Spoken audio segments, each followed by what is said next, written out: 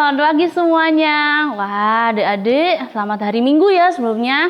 Kak Erika berharap kalian semua di rumah tetap sehat dan tetap happy ya. Walaupun di rumah, tetap kita mau memuji Tuhan bersama-sama. Yuk kita sebelum memulai sekolah minggu hari ini, kita mau menyanyikan lagu Hatiku Penuh Nyanyian. Yuk adik-adik kita mau bangkit berdiri semuanya. Ajak adiknya, ajak kakaknya. Sajak berdiri semuanya, yuk kita mau gerak-gerakin badan dan nyanyi bareng. Yuk. Kalau mau tepuk tangan boleh juga loh.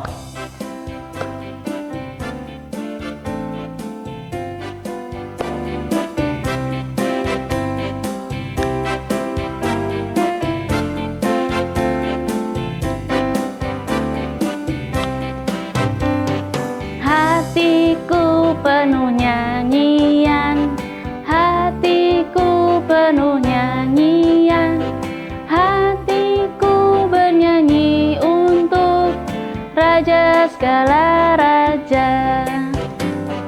Hatiku penuh nyanyian, hatiku penuh nyanyian, hatiku bernyanyi untuk Raja segala raja. Sembahlah dan pujilah Dia, sembahlah dan pujilah Dia, sembahlah dan pujilah Dia, Raja segala raja. Dialah Raja, Raja, Dialah Tuhan, Tuhan. Namanya Yesus, Yesus, Yesus, Yesus. Oh, Dialah Raja. Nah, adik-adik seneng banget ya bisa bernyanyi bersama, muji Tuhan bareng-bareng. Nah, adik-adik di minggu kedua kita ini masih di rangkaian bulan anak yang bertemakan menjadi pribadi yang adaptif. Nah, sebelum kita mau mendengarkan firman Tuhan, kita mau berdoa bareng-bareng ya adik-adik. Yuk kita lipat tangan, kita berdoa.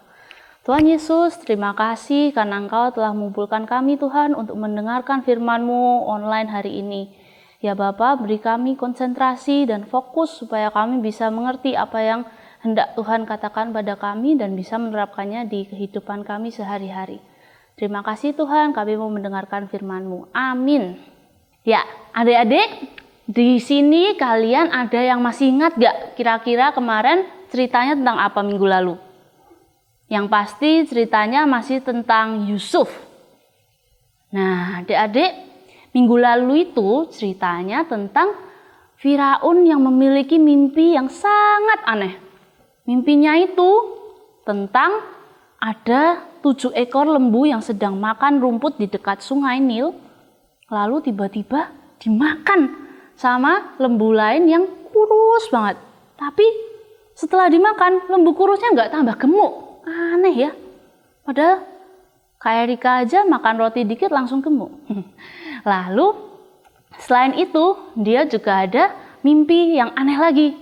7 bulir gandum yang sangat sehat dan sangat kaya isinya, tiba-tiba dimakan sama 7 bulir gandum yang sakit.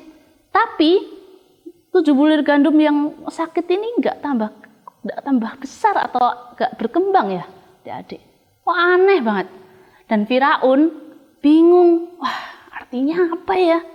Dia sampai tanya ke banyak orang-orang pintar di Mesir. Tanya ke ahli sihir, tanya ke peramal, artinya apa ya? Kok mimpinya ulang-ulang terus? Nah, tapi adik-adik ketika semua orang nggak ada yang tahu, Yusuf itu malah tahu jawabannya. Nah, adik-adik, arti dari mimpinya Firaun itu adalah bahwa di 7 tahun mendatang Mesir akan mengalami kelimpahan. Kelimpahan ini berarti ketika mereka menanam gandum di lahannya, wah akan melimpah-limpah. Panennya berkali-kali dalam 7 tahun itu. Tetapi 7 tahun setelahnya Mesir akan mengalami kelaparan yang sangat hebat. Nah, begitu mendengar arti dari mimpi itu, Firaun langsung berpikir, aduh, kalau memang benar itu ya akan terjadi, kira-kira apa yang harus dilakukan? Nah, adik-adik, ketika menjelaskan mimpinya Firaun, Yusuf juga memberi solusi mengenai arti dari mimpi itu. Dia berkata, Pak Firaun, bagaimana kalau kita menyimpan 20% dari semua hasil gandum yang kita kumpulkan selama masa kelimpahan itu untuk dijadikan persediaan di masa kelaparan?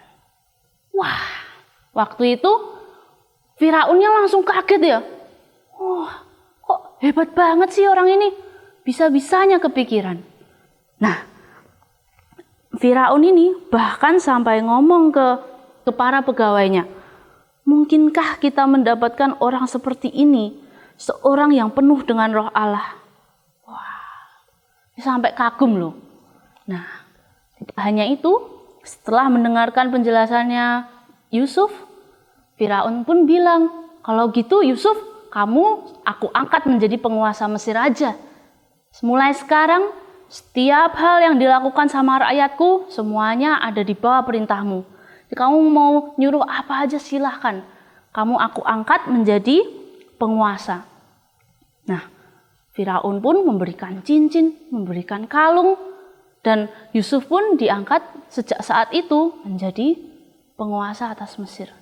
Dan betul adik-adik, sejak saat itu selama 7 tahun ke depan, Mesir itu mengalami kelimpahan yang sangat hebat. Wah, gandumnya di mana-mana ada. Tiap nanam selalu tumbuh dan berbuah baik. Dan bahkan rakyatnya itu tidak lagi menghitung, gak lagi nimbang. Saking banyaknya kayak buat apa ditimbang, aduh ya ampun ini udah kebanyakan. Dan tetapi Yusuf tidak lupa untuk menabung atau menyimpan 20% dari hasil panennya itu untuk digunakan di masa kelaparan. Dan adik-adik, betul setelah 7 tahun masa kelimpahan itu, Mesir dilanda dengan kelaparan yang sangat hebat. Dan ternyata tidak hanya Mesir, tetapi kota-kota di sekitarnya Mesir pun juga ikut kelaparan. Nah, ketika kekeringan itu melanda, kira-kira siapa yang punya persediaan gandum? Betul adik-adik, Mesir, Yusuf memiliki persediaan gandum yang cukup. Sehingga tidak hanya Yusuf bisa mencukupi kebutuhan orang-orang Mesir, tapi dia juga bisa memberikan sedikit dari gandum itu untuk orang-orang di luar Mesir juga. Nah, adik-adik, melalui bacaan kali ini, kita mau belajar ya dari hidupnya Yusuf. Kalian kalau ingat pasti tahu, Yusuf itu hidupnya tidak terlalu mudah, tidak selalu indah ya adik-adik. Dia pernah dipenjara, dibuang sama kakaknya ke Mesir. Wah, dia pasti sedih ya adik-adik. Tapi hal-hal sulit itu tidak membuat Yusuf jadi putus asa. Tapi malah Yusuf ini semakin mendekat pada Tuhan. Dia kayak minta tolong terus sama Tuhan, belajar dan merenungkan firman-Nya Tuhan terus. Oleh karena itu, Tuhan pun menjadi semakin mendekat pada Yusuf juga. Dia membuat Yusuf menjadi orang yang bijaksana, penuh hikmat, dan bisa menjadi saluran berkat untuk orang-orang di sekitarnya. Bahkan kalau di ceritanya Yusuf ini ya untuk orang Mesir dan sekitarnya. Padahal ya itu, Yusuf itu kan sebenarnya orang buangan ya kan di negeri Mesir itu. Nah adik-adik, begitulah kita mau belajar menjadi pribadi yang adaptif. Mungkin saat ini adik-adik juga mengalami dalam tanda kutip kesusahan ya. Gak bisa ketemu teman, gak bisa ke sekolah. Tapi gak apa-apa adik-adik. Kita mau menjadi pribadi yang bisa menyesuaikan diri dengan baik. Kita mau tetap bersemangat, tetap melakukan yang terbaik, belajar yang giat supaya Tuhan yang lihat kita juga senang. Ya gitu adik-adik. Itu firman kita hari ini. Nah adik-adik, untuk ayat hafalannya kita ambil dari Kejadian 41 ayat 38 versi bahasa Indonesia sehari-hari. Yuk, kalau ada yang mau mencatat boleh, ini isinya ya.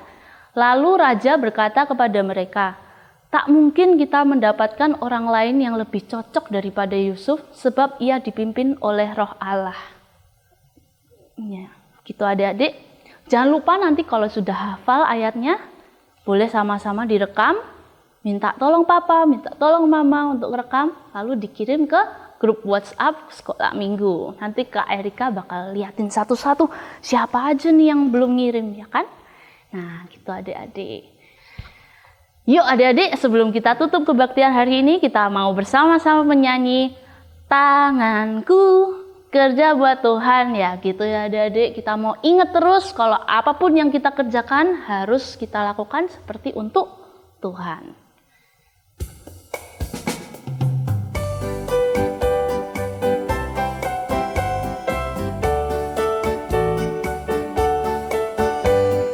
Tanganku kerja buat Tuhan, mulutku puji namanya, kakiku berjalan cari jiwa, upahku besar di surga.